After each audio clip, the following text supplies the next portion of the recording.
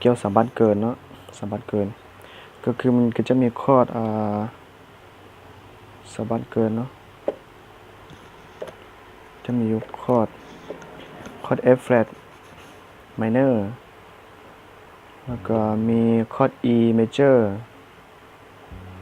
มีคอร์ด D major เนาะแล้วมีคอร์ด C sharp เนาะ minor แล้วก็มีคอร์ด A major เนาะก็จะมีประมาณนี้เนาะประมาณนี้เนาะมีอยู่ F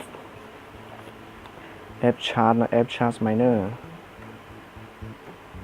A major E major D major เนาะก็ A major ประมาณนี้เลยเนาะรายการ intro เนาะข้าพเจ้าจี intro รอบนึงให้เบิ่งก่อนเนาะ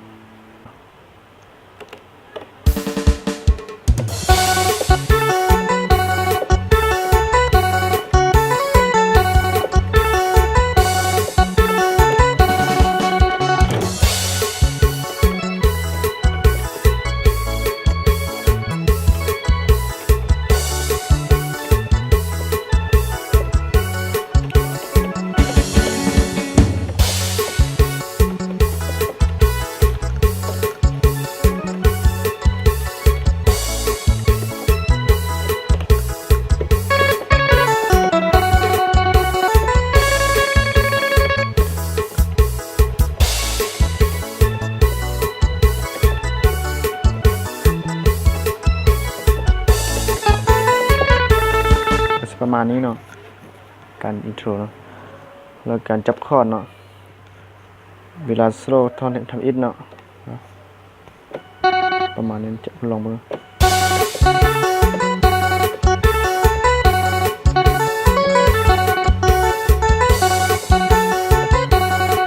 แล้วก็เปลี่ยนเป็นออร์แกนเนาะ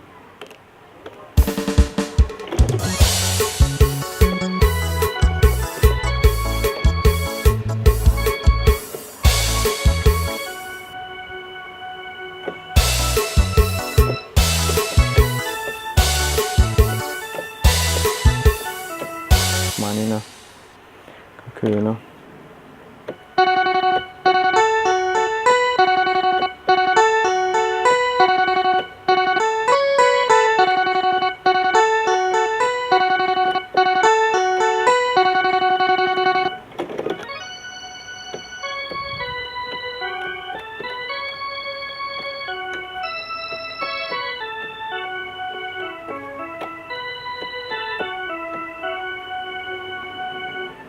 นี่ก็จบเนาะสำหรับท่อนทำอิฐเนาะ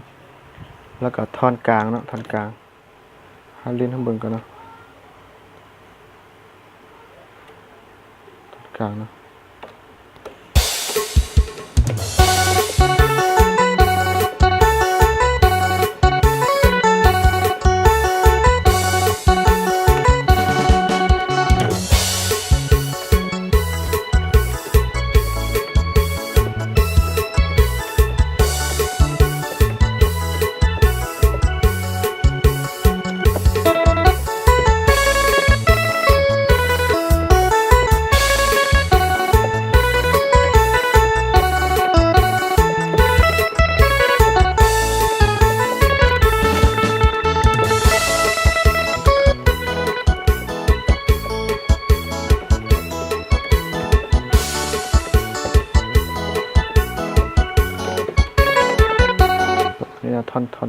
ท่อนกลางนะ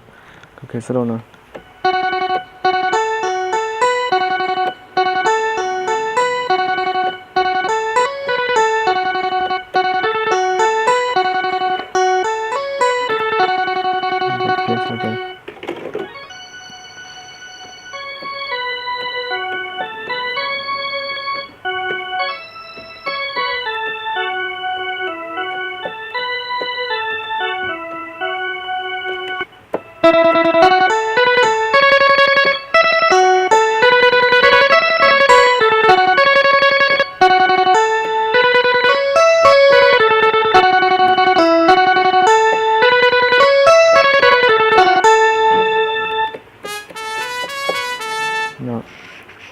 แล้วก็ท่อนสุดท้ายเนาะท่อนสุดท้ายเนาะ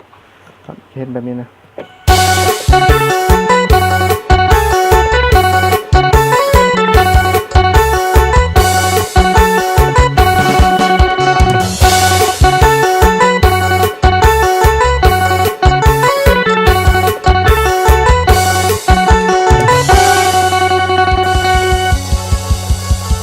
ท่อนสุดท้ายเนาะ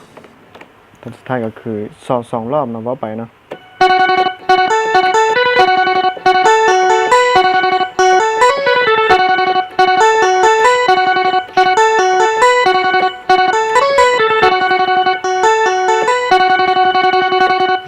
สองรอบแบบนี้เนาะ